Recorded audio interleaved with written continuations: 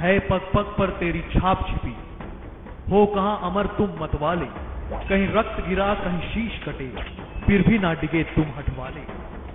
तुम स्याह समेटे बैठे थे अपने जीवन के हर पल में, तुम थे तभी ये उजियारे आज हमारे आंगन में। जीवन अर्पण कर तुमने जो इस पुण्य धरा को पाला है, हर रोम रोम उपकार भरा है, ऋणी देश भी सारा है। शौर्य साहस समर्पण और बलिदान की वो अमिट वीर गाथाएं देखिए सिर्फ हमारे चैनल DA न्यूज प्लस पर। नमस्कार, मैं सामने आपके हाजिर हूं शकील साजिद DA न्यूज के खास कार्यक्रम शौर्य गाथा। जब भी कारगिल युद्ध की बात होगी, लोगों के जहन में सिर्फ एक नाम अपने आप आता है और वे है कैप्टन शहीद विक्रम बत्रा। विक्रम बत्रा को कारगिल का हीरो कहा जाता था। कैप्टन बत्रा एक भारतीय सैनिक थे जो कारगिल युद्ध में अपने साहस और बहादुरी के लिए जाने जाते हैं। उनकी शहादत की याद में .4875 को बत्रा टाप के नाम से जाना जाता है। उनकी कहानी भारत में वीरता और बलिदान का प्रतीक माना जाती है और उन्हें मरणोपरांत परमवीर चक्र से सम्मानित किया गया।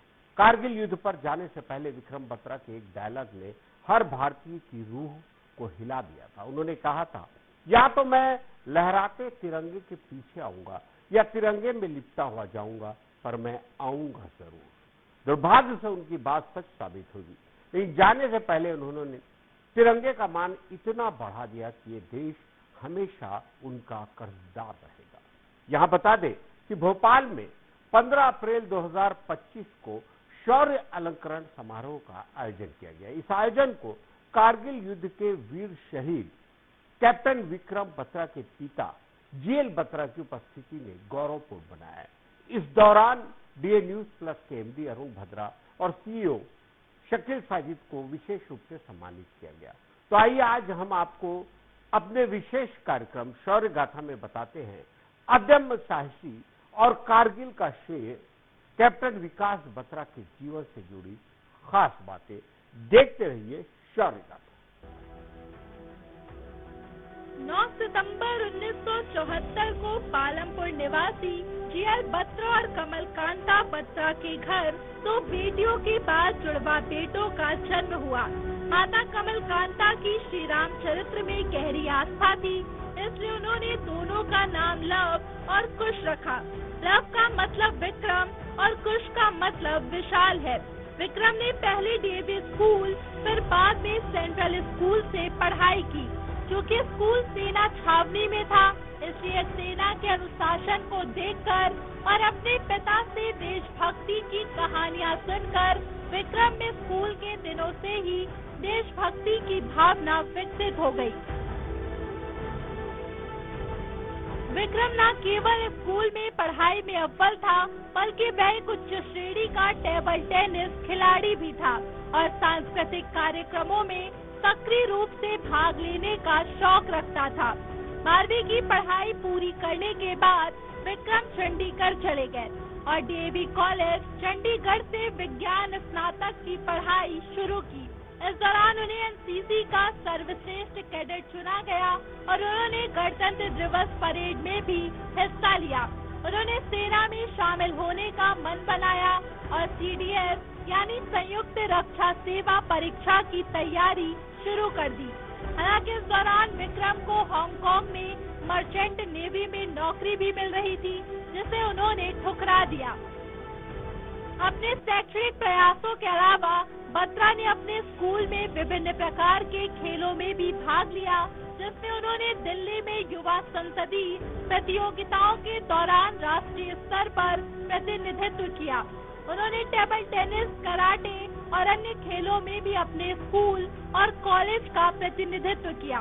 1990 में उन्होंने और उनके जुड़वा भाई ने अखिल भारतीय KVS राष्ट्रीय प्रतियोगिता में टेबल टेनिस में अपने स्कूल का प्रतिनिधित्व किया। वे कराटे में ग्रीन बेल्ट धारक भी थे और मनाली में राष्ट्रीय स्तर के शिविर में भाग ले चुके थे।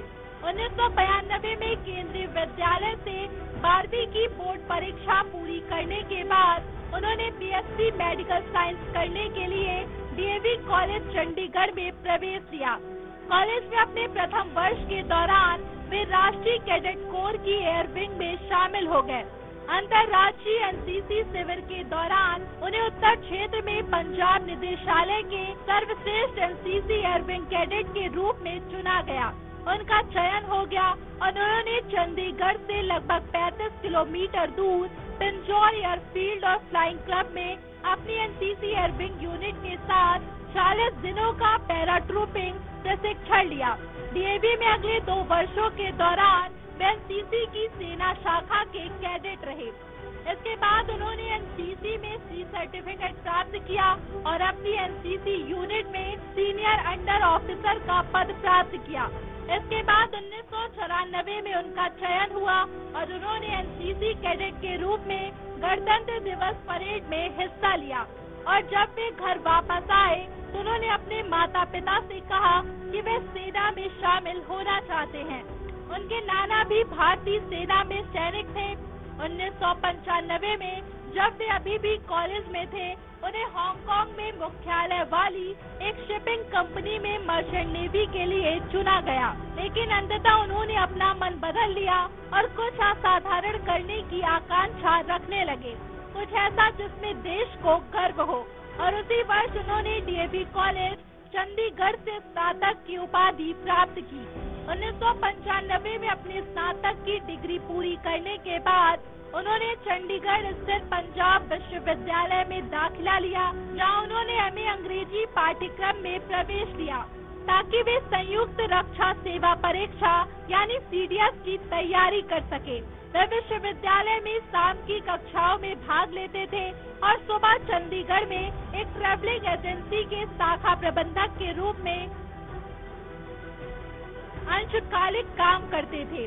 1996 में उन्होंने सीडीएस परीक्षा पास की और फिर इलाहाबाद में सेना चयन बोर्ड में साक्षात्कार के लिए उपस्थित हुए, जिसमें वे अत्यधिक सफल रहे और उनका चयन भारतीय सेना में हो गया। वे ऑर्डर ऑफ मेरिट में शीर्ष 35 उम्मीदवारों में से एक थे। अंग्रेजी में एमए की डिग्री के लिए 1 वर्ष पूरा करने के बाद उन्होंने भारतीय सैन्य अकादमी में शामिल होने के लिए विश्वविद्यालय छोड़ दिया। 12 जून 1996 में मानिकसा बटालियन में देहरादून स्थित भारतीय सैन्य अकादमी में शामिल हुए। अपना 19 महीने का प्रशिक्षण पाठ्यक्रम पूरा करने के बाद उन्होंने 6 दिसंबर 1997 को आईएमए से स्नातक की उपाधि प्राप्त की और भारतीय सेना में लेफ्टिनेंट के रूप में नियुक्त हुए। उन्हें जम्मू और कश्मीर राइफल्स की 13वीं बटालियन में कमीशन प्राप्त हुआ। कमीशन मिलने के बाद उन्हें रेजिमेंटल प्रशिक्षण के लिए मध्य प्रदेश के जबलपुर भेजा गया। प्रशिक्षण दिसंबर 1997 से जनवरी 1998 के अंत तक 1 महीने तक चला। इस प्रशिक्षण के पूरा होने पर उन्हें जम्मू कश्मीर के बारामुल्ला जिले के सोपोर में पहली पोस्टिंग मिली, जो आतंकवादी गतिविधियों वाला क्षेत्र है। मार्च 1998 के मध्य में उन्हें यंग ऑफिसर्स कोर्स के लिए मध्य प्रदेश के महू स्थित इन्फेंट्री स्कूल भेजा गया, जहां युवा सेना अधिकारियों को प्रशिक्षण दिया जाता है। यह प्रशिक्षण सितंबर 1998 तक 5 महीने तक चला। पाठ्यक्रम पूरा करने और अल्फा ग्रेडिंग प्राप्त करने के बाद वे अक्टूबर 1998 में सोपोर में अपनी बटालियन में शामिल हो गए। सोपोर में अपनी तैनाती के दौरान बत्रा की आतंकवादियों के साथ कई मुठभेड़ें हुई। ऐसी ही एक मुठभेड़ में जब बत्रा घने जंगल में घात लगाकर अपने दस्ते का नेतृत्व कर रहे थे, तो एक आतंकवादी द्वारा चलाई गई गोली उनके कंधे को छूती हुई उनके पीछे खड़े उनके एक साथी को लग गई, जिससे उनकी जान बच गई। बत्रा ने अपने साथियों को आतंकवादियों पर गोली चलाने का आदेश दिया और सुबह तक सभी आतंकवादी मारे गए। उनका मानना था कि गोली उनके लिए थी, उनके साथी के लिए नहीं। जनवरी 1999 में बत्रा को कर्नाटक के बेलगाम में कमांडो कोर्स के लिए भेजा गया। यह कोर्स 2 महीने तक चला और इसके अंत में उन्हें सर्वोच्च ग्रेडिंग प्रशिक्षण ग्रेड से सम्मानित किया गया। हर बार जब वे छुट्टी पर पालमपुर घर आते थे तो न्यूगल कैफे जरूर जाते थे। बत्रा आखिरी बार 1999 में होली के त्योहार के दौरान कुछ दिनों के लिए सेना से छुट्टी के बाद वे सोपोर में अपनी बटालियन में शामिल होने के लिए लौट आए। 8 माउंटेन डिवीजन की 192 माउंटेन ब्रिगेड के अधीन कश्मीर में आतंकवाद विरोधी अभियानों का कार्यकाल पूरा करने के बाद 13 JK राइफल्स को उत्तर प्रदेश के शाहजहां में जाने का आदेश मिला। मेजर योगेश कुमार जोशी के नेतृत्व में बटालियन का अग्रिम दल अपने गंतव्य पर पहुंच चुका था, लेकिन 5 जून को युद्ध छिड़ जाने के कारण उनके तैनाती आदेश बदल दिए गए और बटालियन को द्रास की ओर बढ़ने का आदेश दिया गया। बत्रा ने अपने माता पिता को अपनी गतिविधियों के बारे में बताया और उन्हें आश्वासन दिया कि उन्हें उसके बारे में चिंता करने की आवश्यकता नहीं है। वे 10 दिन में कम से कम एक बार अपने माता पिता को फोन करते थे और आखिरी फोन कॉल उन्होंने 29 जून 1999 को किया था। यह आखिरी बार था जब बत्रा ने अपनी मां से बात की थी। लेफ्टिनेंट के रूप में अपनी सेवा शुरू करने के बाद वे कैप्टन के पद तक पहुंचे। बत्रा की बटालियन 13वीं जम्मू और कश्मीर राइफल्स 6 जून को द्रास पहुंची और उन्हें 56वीं माउंटेन ब्रिगेड की कमान के अधीन रखा गया और टोलोनिंग माउंटेन पर हमले के दौरान राजपुताना राइफल्स की 2री बटालियन के लिए रिजर्व के रूप में काम करने का आदेश दिया गया। ग्रेनेडियर्स की 18वीं बटालियन ने सबसे पहले 22 मई को टोलोलिंग पर हमला किया, लेकिन चोटी पर कब्जा करने में असफल रहे। 18 ग्रेनेडियर्स ने टोलोलिंग पर कब्जा करने के लिए 4 प्रयास किए, लेकिन वे केवल निचली ढलानों पर ही कब्जा करने में सफल हो सके, जबकि इसके कारण उन्हें भारी नुकसान उठाना पड़ा। 13 जून 1999 को 2 राइफल्स को अंततः टोलोलिंग पर कब्जा करने का मिशन सौंपा गया। टोलोलिंग पर कब्जा करने के बाद 13 JSK राइफल्स ने द्रास से टोलोलिंग पर कब्जा करने के बाद 13 JSK राइफल्स ने द्रास से टोलोलिंग तक मार्च किया और 12 घंटे में अपने गंतव्य तक पहुंच गए और उनके आगमन पर 13 JSK राइफल्स की अल्फा कंपनी ने 18 ग्रेनेडियर से टोलोलिंग और हम्प कॉम्प्लेक्स के एक हिस्से पर कब्जा कर लिया। इसके बाद कैप्टन बत्रा की टुकड़ी को श्रीनगर लेह मार्ग के ठीक ऊपर सबसे महत्वपूर्ण चोटी 5140 को पाकिस्तानी सेना से मुक्त कराने की जिम्मेदारी दी गई। उन्हें बटालियन की डेल्टा कंपनी का प्रभारी बनाया गया। लिहाजा उन्होंने 18 जून को बटालियन ने पॉइंट 5140 की विस्तृत टोली मिशन से पहले ब्रीफिंग के दौरान विक्रम ने अपनी कंपनी की सफलता के प्रतीक के रूप में ये दिल मांगे मोर, जो एक लोकप्रिय पेप्सी विज्ञापन नारे है, उस शब्दों को चुना। कैप्टन बत्रा अपनी कंपनी के साथ पूर्व से क्षेत्र की ओर बढ़े और दुश्मन की गोलीबारी की सीमा के भीतर पहुंच गए, जबकि दुश्मन को इसकी जानकारी भी नहीं थी। कैप्टन बत्रा ने अपनी टुकड़ी को पुनर्गठित किया और उन्हें दुश्मन के ठिकानों पर सीधा हमला करने के लिए प्रेरित किया। अपनी टुकड़ी का नेतृत्व करते हुए उन्होंने निडरता से दुश्मनों पर हमला किया और आमने सामने की लड़ाई में अपने 4 दुश्मनों को मार गिराया। अत्यंत दुर्गम क्षेत्र होने के बावजूद विक्रम बत्रा ने अपने साथियों के साथ 20 जून 1999 को प्रातः 3:30 बजे इस चोटी पर कब्जा कर लिया।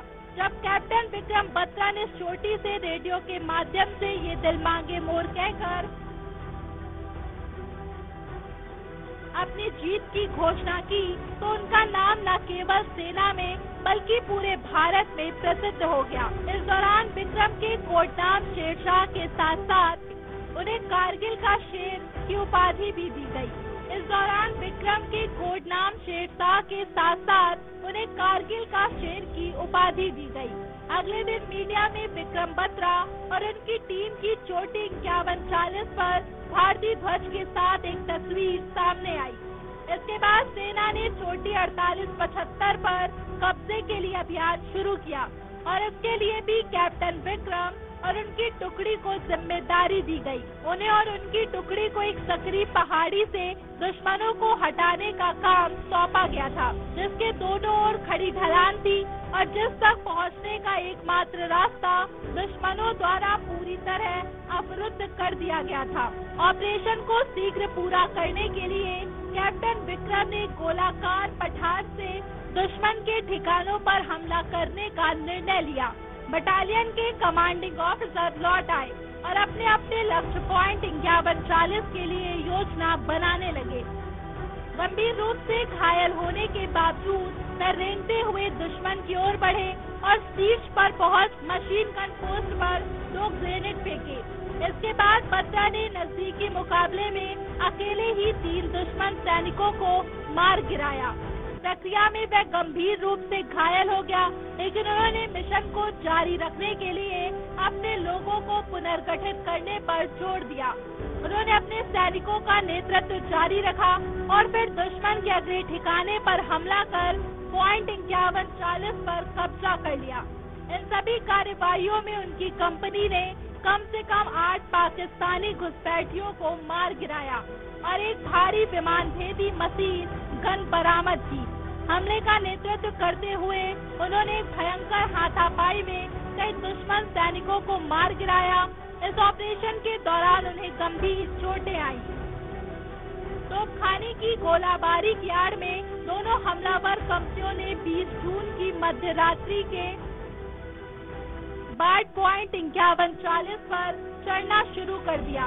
हम्प कॉम्प्लेक्स के तोपखाने ने पॉइंट 5140 पर प्रारंभिक बमबारी शुरू कर दी थी। जब कंपनी अपने लक्ष्य से 100 मीटर दूर थी तो तोपों ने गोलीबारी बंद कर दी। 3:15 तक बी और डी दोनों कंपनियां पॉइंट 5140 के आसपास पहुंच गई। बी कंपनी सबसे पहले शीर्ष पर पहुंची और बाईं ओर से हमला किया और 3:30 पर बी कंपनी ने अपने उद्देश्य पर कब्जा कर लिया और 3:35 में जामवाल ने अपने कमांड पोस्ट पर रेडियो पर कहा, ओ हा हा। उनके असाधारण नेतृत्व से प्रेरित होकर उनके साथी सैनिकों ने बदला लेने के लिए दुश्मन पर हमला किया और उनका सफाया कर पॉइंट 4875 पर कब्जा कर लिया। कैप्टन बत्रा के पिता जीएल बत्रा कहते हैं कि उनके बेटे के commanding officer lieutenant colonel Y K Joshi ने विक्रम को शेरशाह उपनाम दिया था। कैप्टन विक्रम बत्रा ने कहा था कि या तो बर्फीली चोटी पर तिरंगा लहरा कर आऊंगा या फिर उसे तिरंगे में लिपटा हुआ आऊंगा। अपनी जान की परवाह किए बिना उन्होंने लेफ्टिनेंट अनुज नैयर सहित अपने साथियों के साथ मिलकर कई पाकिस्तानी सैनिकों को मार गिराया, लेकिन गहरे जख्म होने के कारण विक्रम बत्रा वीरगति को प्राप्त हुए। इस प्रकार कैप्टन विक्रम बत्रा ने दुश्मन के सामने असाधारण व्यक्तिगत बहादुरी और सर्वोच्च स्तर का नेतृत्व प्रदर्शित किया। उन्होंने भारतीय सेना की सर्वोच्च परंपराओं को ध्यान में रखते हुए सर्वोच्च बलिदान दिया। इस अदम्य साहस और वीरता के लिए कैप्टन विक्रम बत्रा को 15 अगस्त 1999 को भारत सरकार द्वारा मरणोपरांत परमवीर चक्र से सम्मानित किया गया, जो 7 जुलाई 1999 से प्रभावी हुआ। इस साहस को 2003 की हिंदी फिल्म LOC कारगिल बनाने के लिए प्रेरित किया, जो कारगिल संघर्ष पर आधारित हिंदी फिल्म थी, जिसमें अभिषेक बच्चन ने कैप्टन बत्रा की भूमिका निभाई थी। 1921 की फिल्म शेरशाह में विष्णुवर्धन द्वारा निर्देशित धर्मा प्रोडक्शन और पेन इंडिया लिमिटेड द्वारा निर्मित एक बायोपिक में बत्रा की भूमिका निभाई। अब आपको यहाँ बताते चले कि भोपाल में 15 अप्रैल 2025 शहीदों की वीरता और बलिदान को श्रद्धांजलि देने के उद्देश्य से राजधानी में शौर्य अलंकरण समारोह का आयोजन किया गया। यह आयोजन एक भावनात्मक और प्रेरणादायक वातावरण में संपन्न हुआ, जहाँ प्रख्यात रक्षा विशेषज्ञ मेजर जनरल GD बख्शी और कारगिल युद्ध के वीर शहीद कैप्टन विक्रम बत्रा के पिता जीएल बत्रा की उपस्थिति ने समारोह को गौरवपूर्ण बनाया। कार्यक्रम के मुख्य अतिथि मध्य प्रदेश शासन के कैबिनेट मंत्री विश्वास कैलाश सारंग, महापौर मालती राय और वरिष्ठ पत्रकार अंशुमन खरे रहे। इस अवसर पर डीए न्यूज प्लस के एमडी अरुण भद्रा को विशेष रूप से सम्मानित किया गया। सम्मानित इसलिए और भी महत्वपूर्ण रहा क्योंकि डीए न्यूज प्लस प्रतिदिन शौर्य गाथा नामक कार्यक्रम के माध्यम से देश और प्रदेश के वीर सपूतों की बहादुरी और बलिदान की कहानियों को जनमानस तक पहुंचा रहा है। यह कार्यक्रम वीरता की अमर कहानियों को एक सूत्र में पिरोकर दर्शकों के समक्ष प्रस्तुत करता है। शौर्य गाथा के माध्यम से न सिर्फ देशभक्ति की भावना को जागृत किया जा रहा है बल्कि शहीदों की स्मृतियों को चिरस्थायी बनाने का प्रयास भी किया जा रहा है। चैनल के एमडी अरुण भद्रा की इस दूरदर्शी सोच और प्रयासों को मंच पर सम्मान देकर नई प्रेरणा दी गई। यह आयोजन न केवल शहीदों को श्रद्धांजलि था बल्कि देश भर के नागरिकों को यह संदेश भी था कि शौर्य और बलिदान कभी भुलाए नहीं जा सकते।